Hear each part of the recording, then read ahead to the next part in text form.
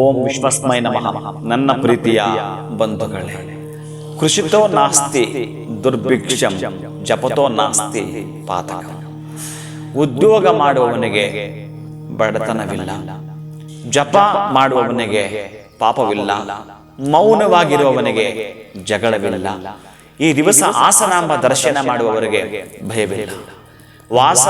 ನಿಮ್ಮ ನಿವಾಸದಲ್ಲಿ ಹಾಸನಾಂಬ ನೆಲೆಸಬೇಕಾದರೆ ಒಂದು ಸಲ ಆಕೆಯ ದರ್ಶನವನ್ನು ಮಾಡಿಕೊಳ್ಳಿ.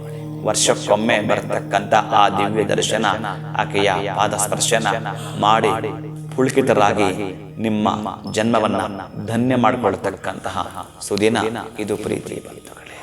ಅಥವಾ ನಿಮ್ಮ ಹತ್ತಿರದ ದೇವಸ್ಥಾನದಲ್ಲಿ ಅದನ್ನು ಹೋಗಿ ಒಂದಷ್ಟು ಬಿಡಿ ಹೂಗಳನ್ನು ಕೊಟ್ಟು ಅರ್ಚನೆ, ಜಪ, ಪೂಜೆ ಮಾಡಿಸ್ತಕ್ಕಂತಹ ಕಾಯಕದಲ್ಲಿ ತೊಡಗಿಕೊಂಡಾಗ ಈ ದಿವಸ ನಿಮ್ಮನ್ನು ಯಾವುದೋ ಒಂದು ರೀತಿಯ ಭಯ ಆವರಿಸುತ್ತಲ್ಲ, ಅಂತಹ ಭಯದಿಂದ ಹೊರಗೆ ಬರುತ್ತೀರಿ. ಓಂ ಶ್ರೀ ಹಾಸನಾಂಬಾ ದೇವಿಯೇ ನಮಃ.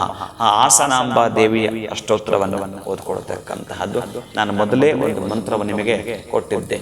ಓಂ ಮಹಾ ದೇವಿಯೇ ವಿದ್ಮಹೆ ಸರ್ವ ಶಕ್ತಿಯೇ ಧೀಮಹಿ ತನ್ನೋ ಹಾಸನಾಂಬ ಪ್ರಚೋದಯ. ಈ ಗಾಯತ್ರಿಯನ್ನ ನೀವು ಹೋಗಿಲ್ಲ ಅಂದ್ರೂ ಕೂಡ ಹೇಳಿಕೊಂಡ್ರೆ ಹೋಗಿ ದರ್ಶನ ಮಾಡಿಕೊಂಡ ಪುಣ್ಯ ಫಲವನ್ನ ಪಡ್ಕೊಳ್ತೀರಿ. ಜೊತೆಗೆ ಒಮ್ಮೆ ನೀವು ಧ್ಯಾನದಲ್ಲಿ ಆಕೆಯನ್ನ ಸ್ಮರಣೆ ಮಾಡಲು ಕೂಡ ದರ್ಶನ ಭಾಗ್ಯ. ಅದ ಹಾಗೆ ಶಿವಂಭಯ್ಯ.